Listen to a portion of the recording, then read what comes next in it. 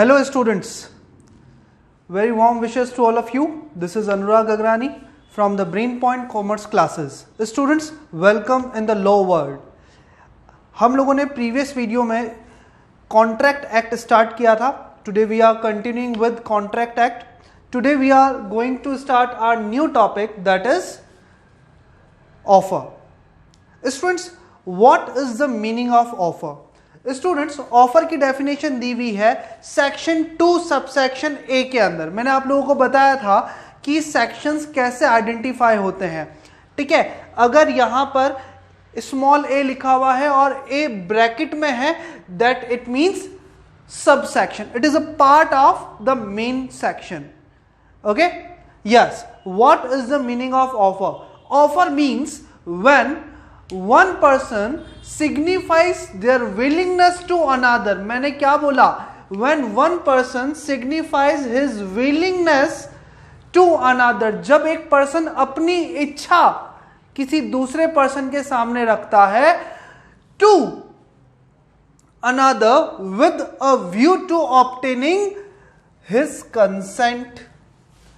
अगर किसी पर्सन ने किसी दूसरे पर्सन से कंसेंट लेने के पर्पस से, किस पर्पस से? कंसेंट लेने के पर्पस से. अगर इसको हम लोग दूसरे मैनर में बोले, अगर मैं किसी दूसरे पर्सन की सहमति के लिए अगर किसी को कोई इच्छा व्यक्त कर रहा हूं, तो वो मेरे लिए ऑफर है. Students, I am giving you 2 examples. मैं आप लोगों को 2 एग्जांपल्स दे रहा हूं. First example is, sir I want to do CA, please signifies some special task. Sir, I want to do CA foundation. क्या मुझे ऐसा करना चाहिए? Is that offer? No, it is not offer. क्योंकि वहां उसने अपनी willingness तो दी, लेकिन उसका पर्पस मेरी कंसेंट लेना नहीं था. लेकिन अगर वही ये कहता, sir I want to do CA, क्या आप मुझे पढ़ाओगे? क्या आप मुझे पढ़ाओगे? इसका मतलब क्या हुआ? That he wants to obtain consent from my side. तो उसने अपनी इच्छा भी रखी है और मेरी कंसेंट लेने का पर्पस भी है. तो जब ये दोनों पॉइंट किसी स्टेटमेंट में होते हैं, that statement is known as offer. Getting my point? Students, when one person signifies his willingness, important keyword, that is willingness to another with a view to obtaining his consent. ये काम किसी ये offer किसी काम को करने के purpose से भी हो सकता है, किसी काम को ना करने के पर्पस से भी हो सकता है. ये क्या कह दिया? यस सर, क्या आप मुझे सीए फाउंडेशन की लॉ पढ़ाएंगे? It means this is a positive willingness. Sir अगर आप लॉ पढ़ाना छोड़ दो तो मैं आपको 5 लाख रुपए दूंगा, क्या आप ऐसा करेंगे? It means that is negative willingness. क्यों? क्योंकि यहां पर भी वो अपनी इच्छा जता रहा है, यहां पर भी वो मुझसे कंसेंट ले रहा है. उसका पर्पस क्या है? मुझसे कंसेंट रिसीव करना. लेकिन लेकिन लेकिन लेकिन ये काम को ना करने के पर्पस से है.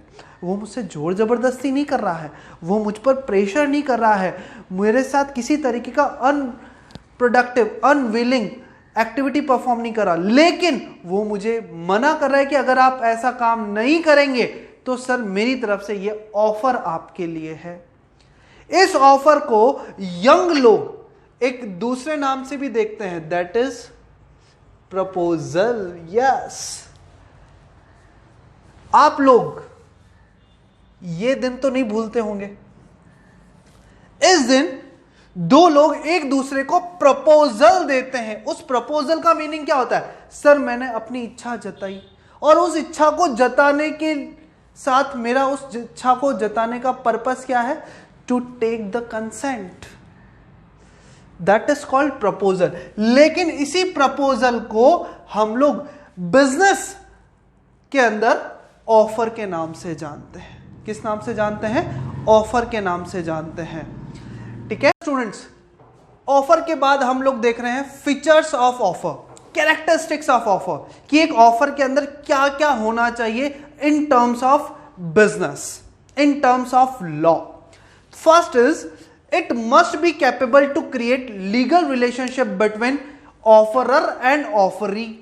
यहां दो लोग होते हैं बेटा, हमेशा ध्यान रखना, जो देता है वो ऑफरर होता है और जिसे ऑफर मिल रहा है, जो ऑफर रिसीव कर रहा है, a person who receiving the offer is known as offeree.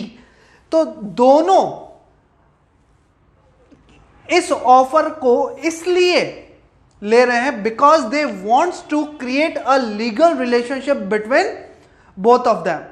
इसका मतलब यह है कि इस ऑफर के अंदर किसी तरीके का इलीगल वॉइड मैटर नहीं होना चाहिए.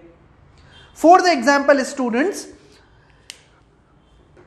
If I am dealing with Dawood Ibrahim and offered him to sell 5 kg heroin to another person, is that valid offer?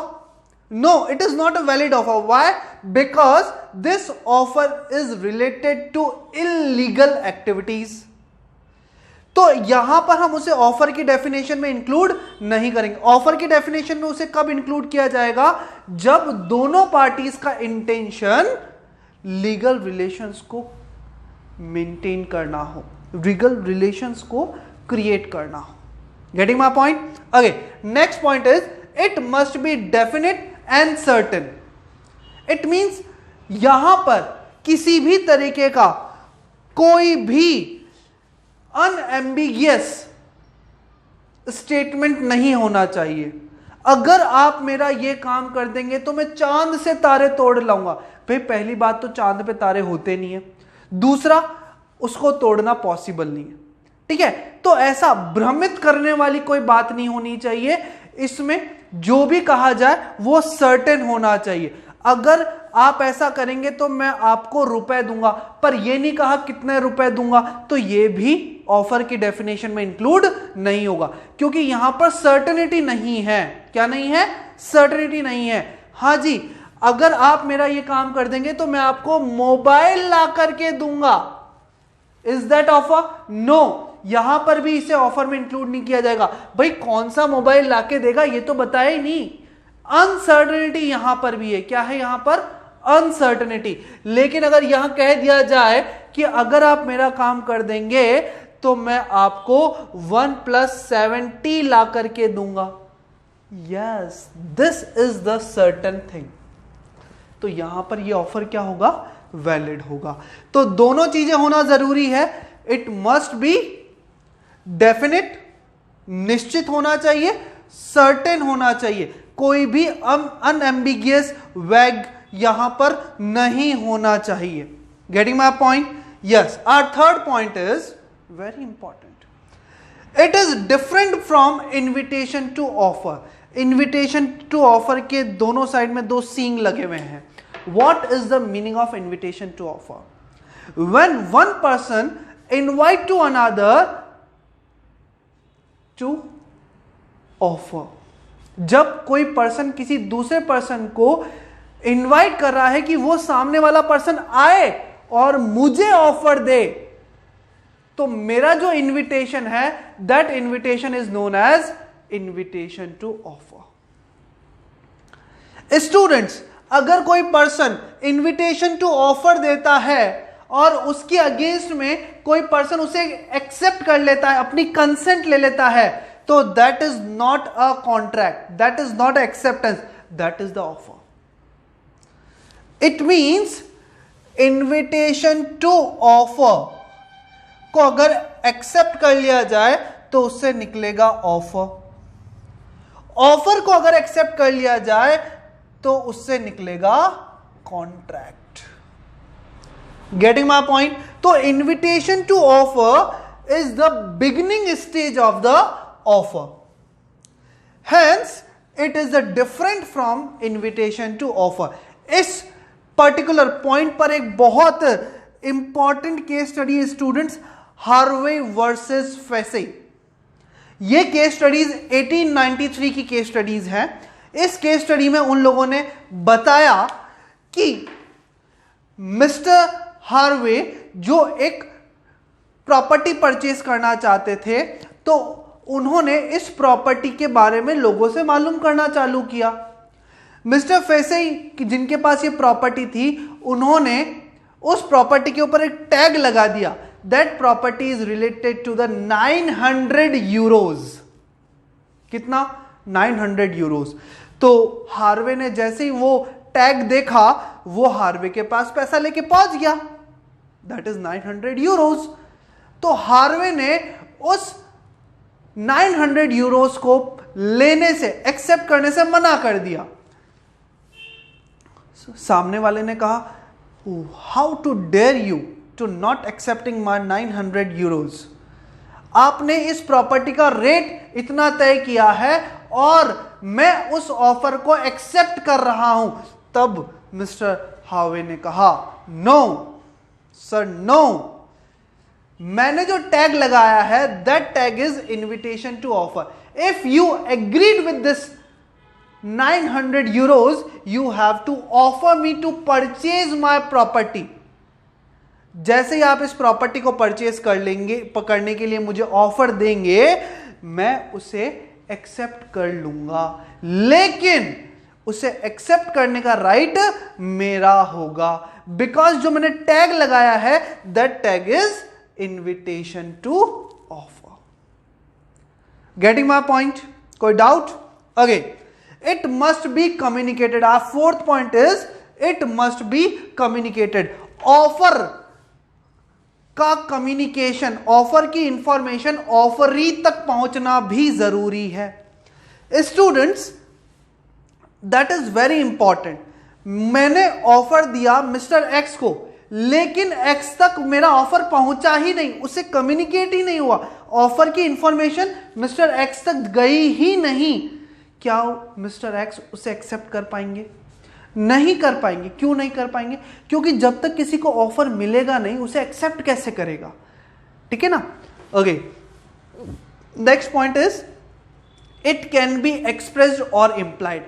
Offer लिखकर, बोलकर, बताकर, टर्म्स एंड कंडीशंस क्लियरिफाई करके भी किया जा सकता है, that is means of expressed. और by the behaviour, by the gesture, by the posture भी किया जा सकता है। अपने बर्ताव से, अपने हाव भाव से भी हम लोग किसी भी ऑफर को कम्युनिकेट कर सकते हैं, दैट इज इंप्लाइड। लेकिन बहुत सारे ऑफर ऐसे होते हैं जिनमें हमें टर्म्स एंड कंडीशंस लिखकर बताई जाती है, जिसके अंदर हमें सारी चीजें बोलकर बताई जाती है, that is expressed. Last point is it can B conditional. Offer के साथ कोई शर्त हो सकती है, ठीक है, किसी कंडीशन के साथ ऑफर हो सकता है। If you want to purchase my bike, you must have a driving licence. It means अगर आपके पास ड्राइविंग लाइसेंस नहीं है तो आप मेरी बाइक भी परचेज नहीं कर सकते हैं। इट मींस मैंने ऑफर में कंडीशन लगा दी। क्या लगा दी? Condition. If you are fulfilling my condition, that means you can accept the offer, otherwise you cannot. Okay, तो हमारा लास्ट पॉइंट क्या था? It can be conditional. All points clear? Okay, yes students, our next point is types of offer. Students, offer बहुत सारे तरीके के होते हैं, अलग अलग तरीके के ऑफर्स हम लोगों को देखने को मिलते हैं, ठीक है, लेकिन उसमें से कुछ स्पेसिफाइड ऑफर्स होते हैं जो हम लोग बिजनेस एक्टिविटीज में रेगुलरली फॉलो करते हैं, यूज करते हैं। Our first is general offer. What is the meaning of general offer? Sir, those offers which is created by the offerer for the general public. It means anyone can accept that offer, ठीक है। तो ऐसे offer जो public in general के लिए, कि सभी लोगों के लिए अगर कोई ऑफर दिया जाए तो उसे हम लोग जनरल ऑफर कहते हैं। क्या कहते हैं? उसे हम लोग जनरल ऑफर कहते हैं, ठीक है। Specific offer, special offer, also known as specific offer.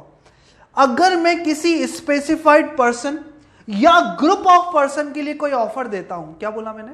अगर मैं किसी स्पेसिफाइड पर्सन या ग्रुप ऑफ पर्संस के लिए अगर मैं कोई ऑफर दे रहा हूं तो उसे हम लोग स्पेशल ऑफर कहेंगे। Only those person can accept this offer जिन्हें ये ऑफर हम लोगों ने दिया है।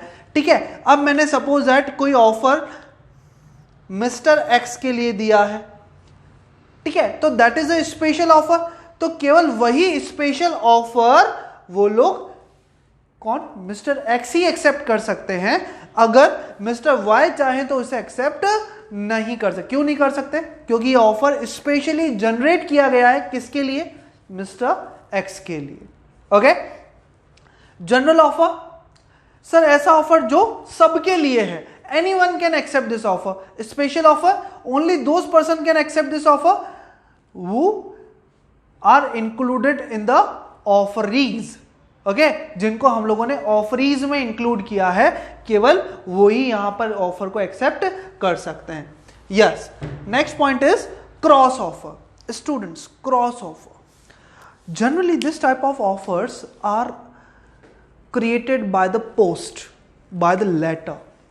जब हम किसी पर्सन को कोई लेटर लिखते हैं कि मुझे आपका ये काम करना है, और सेम टाइम पर वो पर्सन भी आपको सेम इंटेंशन के साथ कोई ऑफर लिख रहा है, तो मुझे एक बात बताएं कि मिस्टर एक्स जो है उन्होंने ऑफर लिखा है that he wants to purchase my bike.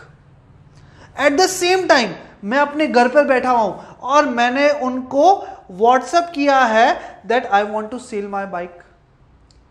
Okay, लेकिन जब मैंने उनको ये ऑफर दिया, मुझे उनके ऑफर के बारे में नॉलेज नहीं थी। जब उन्होंने ऑफर दिया तो वो मेरा इंटेंशन भी नहीं जानते थे। इट मींस अननोइंगली हम लोगों ने एक दूसरे को एक जैसा ऑफर दे दिया है। ठीक है, ये ऑफर सेम टाइम पर हम दोनों को मिला, तो इसे कहेंगे हम लोग क्रॉस ऑफर। क्या कहेंगे इसे हम लोग? Cross offer. इसे क्रॉस ऑफर क्यों कहा जाएगा? क्योंकि यहां पर सेम ऑफर्स हैं, दोनों लोग ऑफर दे रहे हैं और एक दूसरे को ऑफर लिखते टाइम एक दूसरे के ऑफर का पता नहीं है।